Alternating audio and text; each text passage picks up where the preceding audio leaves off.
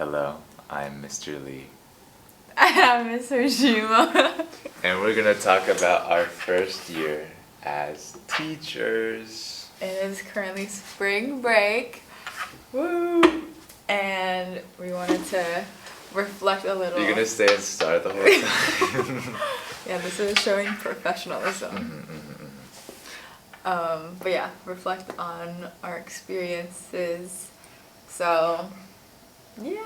Whenever we write an informative essay, we always start with background information. So, Miss Soejima, what's your background with teaching, and what do you teach? Okay, so I live in Nashville, Tennessee, and I teach 4th grade in an elementary charter school. That includes teaching almost all subjects. I teach math with a co-teacher, and then I teach writing and close reading, and I also teach a small group narrative text / guided reading. I'm Jason. I teach 7th grade ELA at in Florida. I wanted to be a teacher because of my 12th grade teacher. However, that was very different than this. Well, then that leads us to our first question. What is something you didn't expect coming into teaching? There's so many things I didn't expect, truthfully. I was an education major, so I have a little bit of experience in the classroom, and I thought that I was kind of like ready. No, I'm still not ready, but I feel like, I guess, expect the unexpected. I didn't expect there would be so many questions all the time. And those questions range from how old are you? Are you married? Do you have kids? All the way to can I use the bathroom? Or like I don't know the password. Can you call someone and find the password? Which every little thing takes like at least 30 seconds, and they add up to so much time when you have like 20 to 30 kids. It's so much all at once. All the time. Yeah, the overstimulation is Over- real. It's a very overstimulating job. I didn't expect how much went into a lesson plan, especially when you have like so many ESE kids, so many kids that don't speak English, and also so many kids that do speak English but don't know how to read. So it's just like there's so many different levels. Especially at a public school, and to try to do something for everyone, it's so time consuming. Something I feel like I didn't expect is like teaching is more like facilitating rather than like teaching, which I feel like when I was like playing school when I was a kid, it was like I had all these stuffed animals and I was like teaching them, oh, this is how you add whatever, but like you don't do that for real. Like you have the students like do the work, and then like you kind of like build off your teaching based on what they know, which is like obviously you can't really do that with like a stuffed animal that can't talk. So I feel like that's really what was like so different when I came in, because it's like I was just trying to teach them everything, but that's not helpful because it doesn't like stem off of like their knowledge. So I've been working on trying to like ask them more questions into like why they think that when they give an answer, not just like, oh, that's correct. I mean, there is like teaching new skills too, but that's like so brief. It should be, at least. So that's what I think. Where I am though, it is so hard to do that. Like you want to have them be independent and let them struggle through it, but they always just have so many questions, and when they get frustrated they just don't do anything. I think that's another thing I didn't expect. It's like How teaching much kids is talk? how much kids talk. It's probably like your first year as a teacher, it's 70% trying to manage behavior and 30% actually like teaching. Yeah. I remember there was one time a bunch of people from the state came into my classroom. There was like maybe like 10 adults in the room, and all the kids, they just got nervous. They got so quiet. And that was the day, I felt like that was my first day as a teacher. Because like all the kids were quiet, and I was like, oh my gosh, I get to focus on the lesson. And then I actually like started asking questions. Kids started participating. And I was like, this is what it's like to be a teacher. That was like 3 months in, right? So my first day of being a teacher was 3 months in. All the other time I was just like trying to get it's 33 kids. At one point I had 37, I think, in a class. Just me. I'm a kid too, you know? Like, I'm barely an adult. And yeah. What advice would you give to someone who wants to be a teacher? Personally, as an elementary school teacher, like, get good with the parents. I didn't do that as much in the beginning, and it is hard because it's like you're so overwhelmed with everything that's being thrown at you. Students like being recognized by adults. So if I call the parents and be like, wow, like, your child has had a really good day, I feel like that message, like, getting to them through their parents is like really impactful, and like behavior really does like change the motivation for them to learn. I've gotten like better with that, and there'll be like parents that know that their kids are like a little bit off task. Usually they'll be like, hey, how is so and so doing? And like it's really useful to like know that they have my back too, which is like usually the case, like not always of course, but I feel like they're more likely to be on your side if you have been communicating more consistently. So that's my advice. That's good advice. I think mine, there's so many different things that work for so many different teachers, but no matter what, like, write referrals at the beginning of the year. Like, be strict, you mean? Be strict at the beginning of the year. Yeah, that's good. Like, if you don't write referrals, if you don't be strict at the beginning of the year, then you're just gonna have to write so many more referrals later on. Because if you start off strict, you show them like what you're gonna do, like what's okay and what's not okay. It's they just won't do those things because they're like, oh, okay, I can't do this in here. But if you let them slowly push the boundaries, if you let them slowly creep up into those behaviors, then everyone's going to do them at the same time, and you can't write 20 referrals at the same time. So it's really at the beginning, just be so strict, which was very difficult for me because I was so nervous at the beginning of the year. Yeah. And you want to build relationships. And you want to build relationships. Yeah. Some good advice I got, I didn't really follow this as much as I should have, but it's be strict because the relationships will come. Like, you don't have to worry about relationships. As long as you're in the same room, the relationships will develop on their own, as long as you're not like a terrible person, right? As long as you're still like, you know, as long as you care about the kids, the relationships will build themselves. So you shouldn't focus on relationships as the first thing. You should really focus on setting the consequences right, setting the expectations right. Because here's the thing, like, if they don't meet your expectations, you're gonna stay mad at the kids. There's always gonna be some kind of tension between you and the kids, and that's gonna hinder the relationships more, right? That's gonna hinder the relationships the most, because they're not meeting your expectations. You're always yelling at them, and then that throws everything off. So you have to get the expectations. You have to get all of that right. Oh, here's another piece of advice: never trust a child. Don't ever trust a child in your life. Never trust a child. Like, whatever they say, like, fact check it, or ask someone else, or like figure something out. Just never assume they're telling the truth, right? Because they are manipulative. They're masters of manipulation, especially at the middle school level. Like, don't ever trust a child. Don't do it. Always watch your back. They'll steal everything, man. That is true. They'll steal everything. Yeah. But I don't know. I feel like you need to trust them sometimes. Sometimes, sure. I mean, there's times where I take them seriously. It's important to trust. Like, if a kid comes to you, they're like, "This is going on." You can get a sense. You can get a sense of when you should trust someone. But even then, it's like always watch your back. Always watch your back. Well, I feel like we kind of covered this. The highs and the lows.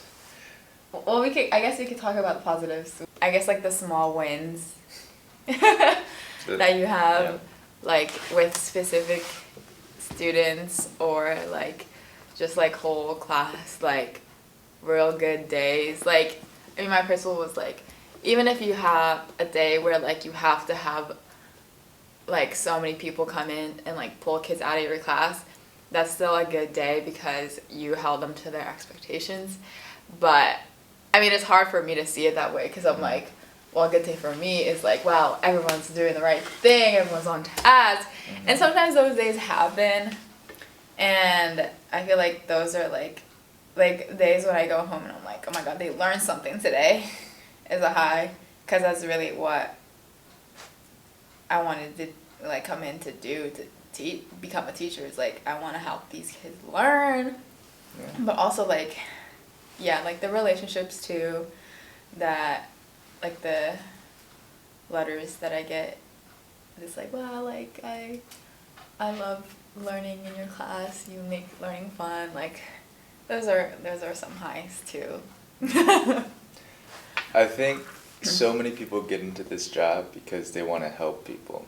And that's the tough thing as a first year teacher. You always feel like you're not enough, or you're not actually helping. Yeah. Especially when all the kids, It's like, I just want to help you, please let me help you. they don't want to be helped. Some of them are just like, they'd rather just be on their phone all class. Like they think that's the best way you can help them. But you know that that's not true. Yeah, they're like, Which is why you can't listen to them, because they don't know the best thing for themselves. And that's the tough thing. The lows are when you feel like you're incapable of helping, or you feel like that help isn't received.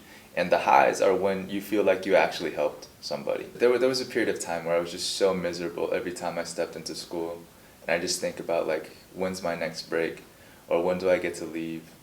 And it was around that time I started doing an after-school band program. And I started doing some after-school tutoring, which at first I was like, man, I'm prolonging my time here. Like, I'm going to hate that too. But it actually turned out like I loved that time in band or doing after-school tutoring, because those kids really wanted to be there. And I got to really, really help those kids. And it was like, I used to go home so tired, but after band and after tutoring, I just like, it gave me so much energy, right? I mean, that's what we're doing it for. It reaches that passion, that motivation. When you actually get to help someone, it's such a high. aww. Like, that's why we're doing this, you know? So cute. I guess the whole thing is like, your first year as a teacher, you don't know how to help certain students. You don't have the systems in place. You don't have maybe the authority or the strictness in place to really help them. But it's like, as you progress as a teacher, you get to help more and more people every day, and that's why people stay in the job. So maybe we'll get there. We'll see if we survive long enough. I hope so. What have we learned about ourselves? So I've always been a very chill, go with the flow person. So I've learned that I can be a very angry person. I think this year has really unlocked a lot of just like more emotions. Yeah, in my for life. sure. There were emotions I never knew I could feel, or emotions I never knew I could feel to the extent that I feel some of them now. I also learned like when I get angry, or like when I get a little louder, like that's when kids listen. Maybe they're just so used to adults being angry at them. So I don't know if that's a good thing. But I also learned that I can't keep that up. I learned that I could get like carried away easily, or like lose my focus, and I need to like bring myself back. I was like, I want to be a teacher that like makes kids like want to learn, or like I feel happy to be there kind of thing. But then I was like, by the end of like the semester, I was like so mean to them. Not like mean, but like I had to be. Like that was like, y'all are not learning anything because y'all sit here and talk all day long. And then like yell at them. Yeah. And I feel like that's definitely not what I came into like the job wanting to do. And it's hard like working at like the specific kind of school that I'm at, which is such high like expectations with like consequences and like behavior management. Like I need to do what I'm told to do, and it works for the kids, but like I'm just like finally now like getting in the habit of doing that. And then like the kids I feel like are like, what the heck, like I was just talking because I needed to grab a pencil, but then it's like, well, you were still talking. And so like I was going through like the phase of like just being like so stuck in like this like loop of like trying to like be so like I told you too, I was like, I don't even care if these kids don't like me as long as they're learning. But like that's like not what I wanted to like be a teacher for, I learned that like I need to like check myself. Cause like I need to like make sure I'm not like being like that. Cause then it's like my kids are not gonna want to learn from a teacher that like says stuff like I don't even care if you like me, like you need to learn, which is like sometimes the case. Like sometimes I'm not gonna be like I'm not gonna talk to you one-on-one in instruction time as much as I would love to do that, but there's 34 other kids in this class that need to learn right now, so learn first. So I'm trying to do more like, you know, eat lunch with them. Everyone who wants to be a teacher, when they imagine it, when they fantasize about, oh, I'm going to be a teacher one day, they imagine a classroom of already motivated students. I think that's the hardest thing about this job. Students do not want to learn in the way that we teach them. They do not want to learn in a school setting. And I've had this wish so many times where it's like, if I could just take 5 students and we could just have a field trip for a year, and just whatever piques their curiosity, we just go and explore. I think that would like, you know, invigorate their inherent curiosities. I feel like school is just so regimented. It's so like you have to learn this in this order, and you don't get to explore the things that you're actually interested in. And I think that just slowly kills their inherent interests. Like I have so many students where I'm just like, you sit around, you don't do anything all day. What are you interested in? What do you want to do? And they can't give me an answer. Or it's like video games and TikTok, which, you know, those are also factors that are making it difficult to be a teacher right now. You want to lighten up the mood a little bit? We have, what phrases do you hear the most as a teacher? I feel like the phrase that I hear the most is not gonna lighten up the mood. I didn't even do anything. Oh, yeah. It wasn't even me. Yeah. It wasn't just me. Girl, I know. It wasn't just you. But you were doing the wrong thing too. So I hear that a lot. Mm. The one I hear the most, because y'all get to go to the class go to the bathroom as a class. Yeah. Middle school, we don't. They have 4 minutes in between periods. I thought I turned you off. I hear this at least 4 times a day. Can I use the bathroom? It's not fair. Like, please let me use the bathroom. Like, it's not fair. It's illegal. We're gonna sue you. Oh yeah, they always say that it's illegal for them to not be able to go to the bathroom. No, it's not.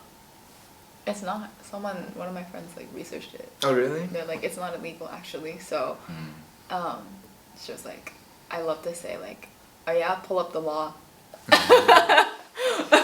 Jeez, this is just a shared experience. I've moved on to this phrase. Now I just say, you know, I can't use the bathroom either. And they're like, what's it? And I'm like, I gotta use the bathroom too. And they're like, no, me too. I really have to go. I really have to go. Well, the benefits of having a co-teacher is I actually can go if I really need to. If there's another teacher there.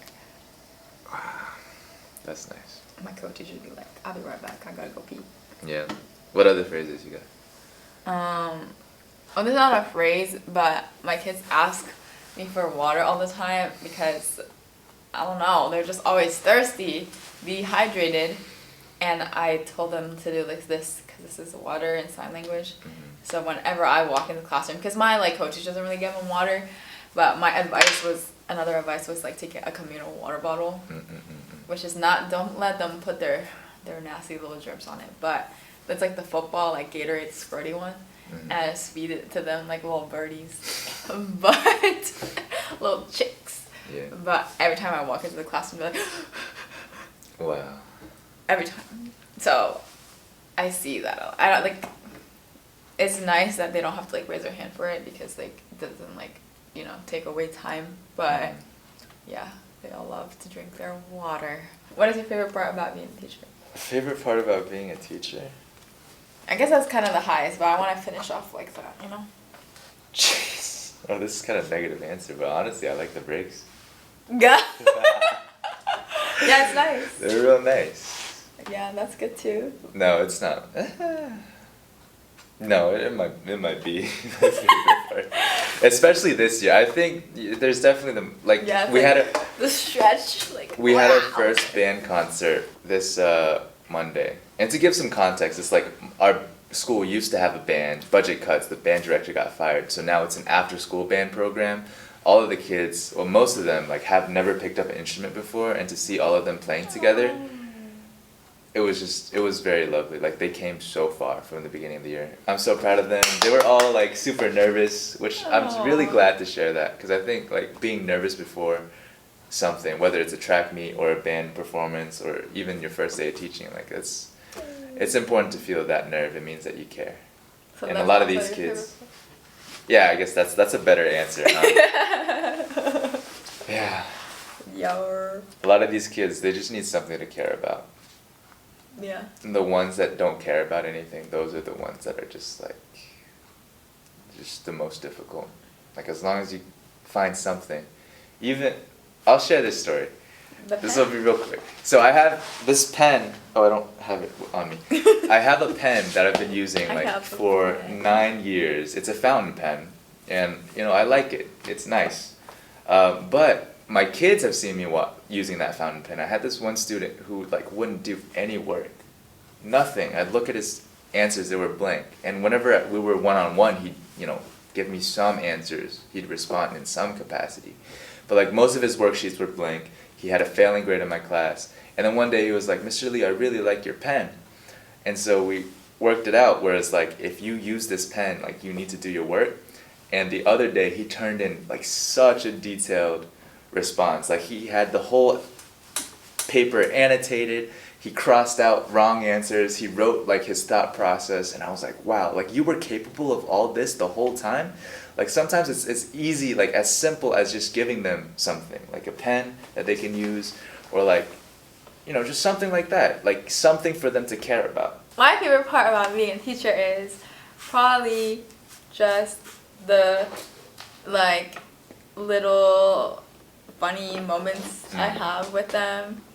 I don't know, just like as much as they like get on my nerves, like I feel like it is like fun to be with them, and like the little randomest things. Like I have this like little girl that sits by me at breakfast time, and like she always raises her hand. She's like, "Today's Friday" or something. I don't know. Like I'm just like, girl, what? Like I.